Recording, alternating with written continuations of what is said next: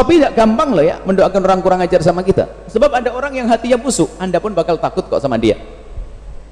Ada orang kalau disakiti sedikit saja langsung dendamnya, masya Allah, demi Allah aku tidak rela sampai akhirat akan aku tuntut.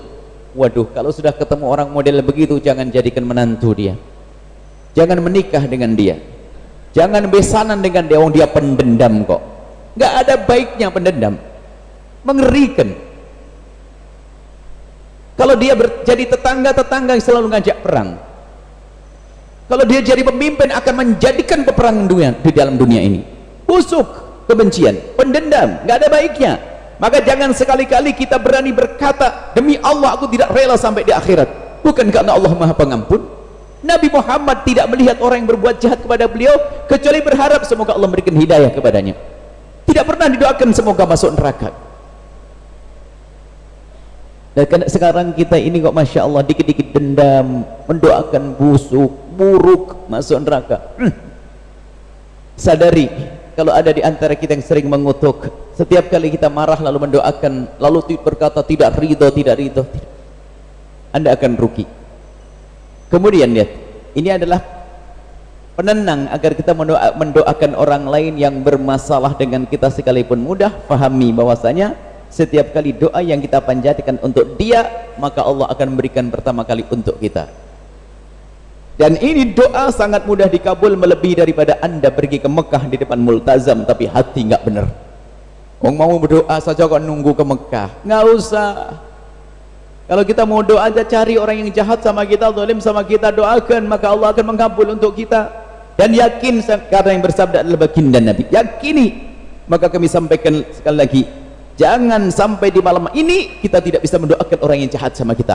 Kalau orang yang baik sama kita mulai semalam kita sudah mendoakan. Akan tapi orang yang jahil sama kita, sudahkah kita doakan? Kalau belum, malam ini Lailatul Qadar insyaallah, malam kemuliaan insyaallah, kita doakan saudara kita yang bermasalah dengan kita, yang memusuhi kita. Ini untuk menumbuhkan cinta yang luar biasa.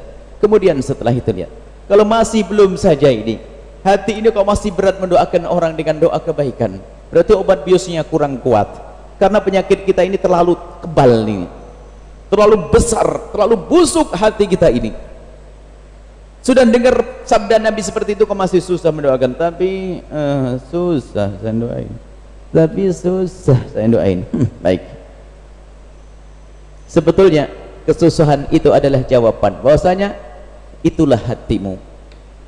Jadi kalau pengen hati kita baik atau tidak, cukup sederhana. Bagaimana urusanmu dengan umat Nabi Muhammad? Kalau dengan umat Nabi Muhammad kita tidak menghendaki kebaikan, itulah hati kita yang busuk. Tidak usah ngaku baik, biarpun semalam bisa 1000 rakaat kita tegakkan, biarpun puasanya tidak pernah putus, akan tapi ternyata hati kita tidak baik dengan umat Nabi Muhammad, maka ketahuilah itulah kebusukan hati. Biarpun jubahnya lebih gede, imamahnya lebih gede dari ini, biarpun katanya setiap sholat menangis, berdoa menangis, tapi ternyata kepada umat Nabi Muhammad tidak cinta. Apa yang akan dicari di balik itu semuanya? Tumbuhkan makna kecintaan dengan umat Nabi Muhammad sallallahu alaihi wasallam. Baik, sini lanjutannya, obat peredamnya agar kita ringan dalam mendoakan orang lain, agar kita memberikan kebaikan orang lain dengan mudah. Lihat, pandang ini adalah umat Nabi Muhammad sallallahu alaihi wasallam. Kalau kita mencintai umat Nabi Muhammad, Nabi Muhammad mencintai kita. Jangan menginginkan umat Nabi Muhammad melakukan kehinaan. Jangan menginginkan umat Nabi Muhammad terpuruk dalam neraka. Ini harus ada di dalam hati kita. Baik, kemudian bagaimana selanjutnya? Agar semakin ringan, doain kok susah banget nih. Makanya hatiku dendam, hatiku musuh. Ya, kalau dendam tuh gak enak, bener sakit. Seorang dendam benci itu sakit. Ngelihat rumahnya megah sakit, ngelihat mobilnya masih sakit, ngelihat kucingnya lewat depannya, kucing dia, lihat ayam, enaknya, benci. Memang ahli neraka, makanya mukanya kusut terus. Tapi ahli surga akan selalu indah.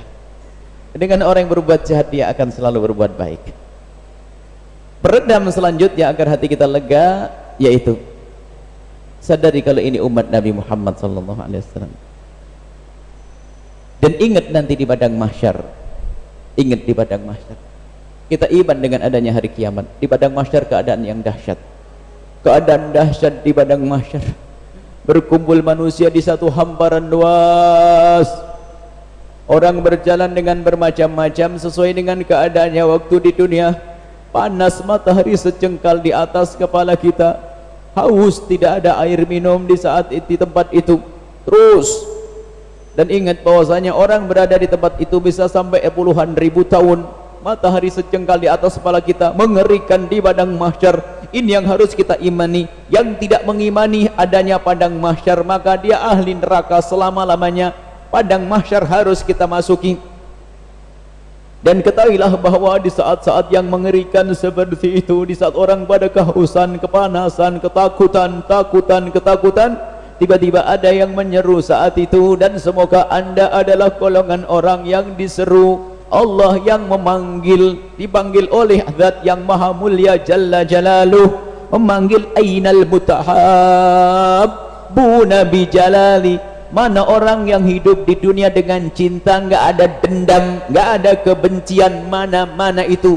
Ketahuilah bahwasanya semua yang hidup di dunia berusaha untuk menghilangkan kebencian, berusaha menumbuhkan kecintaan. Seketika itu mendengar seruan, lalu mereka spontan berkumpul. Dan setelah hamba-hamba itu berkumpul di tempat yang khusus, ternyata dalam perkumpulan itu Allah berikan perlindungan. Tidak ada lagi selain perlindungan dari Allah. Allah memberikan payung di saat tidak ada lagi payung dari Allah, sehingga matahari tidak lagi panas bagi mereka. Kemudian setelah itu dibawa oleh Nabi Muhammad SAW, diampirkan ke telaga. Di telaga itulah seorang yang meminum air telaga tersebut di padang mahsyar tidak akan haus selama-lamanya hingga masuk surga. Kemudian diperintahkan rombongan orang-orang ini yang saling mencintai ini, diperintahkan untuk meluncur ke surga bersama Nabi Muhammad. Padang mahsyar bagi yang lainnya puluhan ribu tahun, ternyata bagi orang yang di dunia ini hidupnya dengan cinta, melewati padang mahsyar dikatakan ma bainal zuhri wal asri, seperti antara waktu zuhur dengan asar, dia meluncur begitu cepatnya. Semoga ini golongan kita. Lalu mana orang yang tadi bakal menuntut di akhirat? Mana yang mau menuntut di akhirat? Karena dendamnya telah menguasainya, tidak bisa masuk rombongan ini.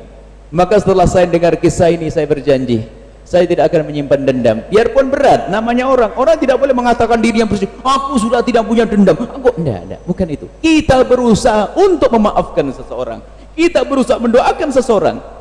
Kita manusia, selalu sesaat ada benci datang, ada dendam datang, kita perangi. Bukan kita tidak punya dendam, semuanya punya sifat itu, karena kita manusia. Kehebatan kita adalah kita perangi itu semuanya. Setelah saya dengar kisah itu, saya akan maafkan. Saya tidak mau nuntut deh. Kalau nuntut saya takut ketinggalan nanti. Saya tuntut nanti di akhirat semuanya pada meluncur ke surga, orang yang saling mencintai karena Allah. Saya bingung mencari siapa yang kurang ajar kepadaku. Ketinggalan. Maka detik itu juga saya memaafkan. Saya tidak akan menuntut kepada siapapun yang berbuat jahat kepada saya. Urusan pribadi saya, bukan jahat kepada agama ya. Kalau urusan agama diganggu, saya harus marah. Tapi urusan pribadi saya, uang saya diambil, saya dicaci, saya diolok, saya difitnah, saya dihina, saya jadikan itu adalah modal untuk meluncur di padang mahsyar nanti bersama Nabi Muhammad SAW. Pertanyaannya, masih mau ngedendam sama seseorang? Jawab. Yakin? Adik, kakak yang ngambil rezeki, ngambil waris kita, bisa dimaafkan, didoakan, harus bisa. Kalau tidak, apa artinya kita nanti tertinggal di padang mahsyar? Bahkan bukan saja orang yang telah berbuat salah, kita harus berani ikrar, yang mau berbuat salah kepadaku pun sudah tak maafkan deh. Saya tidak mau menyimpan amarah dan dendam. Yang menfitnah saya, yang akan menfitnah, sudah aku maafkan. Wong dia umat Nabi Muhammad. Saya tidak rela ada umat Nabi Muhammad masuk neraka. Sejahat apapun dia umat Nabi Muhammad, dia zalim kepada kita dengan kezaliman yang sangat. Dia umat Nabi Muhammad yang Nabi Muhammad setiap malam mendoakan dia agar masuk surga. Kok kita diam-diam mendoakan masuk neraka? Na'udzubillah. Bahkan kadang saya pungkasi dengan guyonan, tapi serius juga. Gini loh ya, sudah semarah apapun kita dengan seseorang karena kejahatannya yang sangat, mungkin kita ngelihat wajahnya nggak bisa. Nabi pun pernah tidak bisa melihat Wahsy, tapi bukan karena dendam di dalam hati Nabi, akan tapi begitulah Nabi manusiawi. Maksudnya apa? Tidak bisa melihat Wahsy karena Wahsy yang telah membunuh Sayyidina Hamzah. Nabi tidak melihatnya, tapi Nabi tidak benci, tidak melihat saja. Dan kita pun juga mungkin seperti itu. Kalau marah dengan seseorang, tapi itu tahu itu umat Nabi Muhammad, kita tetap mendoakan. Mungkin kalau kita tidak bertemu, bolehlah, karena kalau bertemu nanti tambah panas saya, sebab orangnya memang bikin kesel bener. Ya sudah, saya menghindar saja deh. Bahkan mungkin kita bisa ngomong kepada adik kita yang jahat, saudara kita yang jahat, dek mohon maaf dek, untuk sementara abang tidak bisa melihat muka adik karena abang kesel bener. Cuman kalau abang butuh duit, nomor rekening saja kirim, nanti saya kirim duit. Saya tidak mau melihat kamu, kalau butuh kamu ngomong saja deh, karena saya masih marah denganmu, tapi saya tidak mau berkembang marah ini dengan benci yang mengakar di dalam hati.